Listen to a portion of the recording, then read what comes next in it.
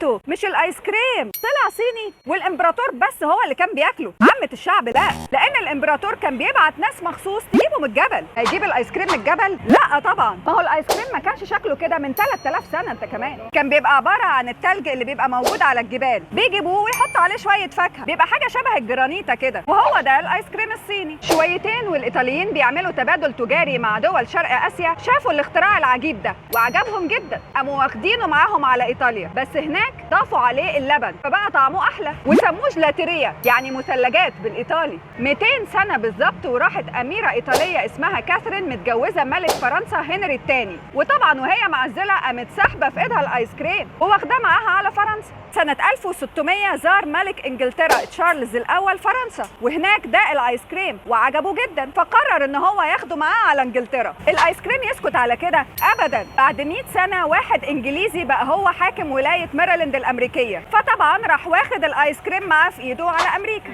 كل الرحلة دي والايس كريم هو اكلة الناس الاغنياء وبس، لان عمايله ما كانتش سهلة، ده كان بيتعمل يدوي وبتبقى منه كميات قليلة قوي، لحد ما مخترعين كتير قعدوا يصنعوا في مكن علشان يعملوا الايس كريم بشكل اسرع وبكميات اكبر. انتشر الايس كريم في كل حته بعد كده، وبقى عامه الشعب اللي هو احنا بناكله عادي.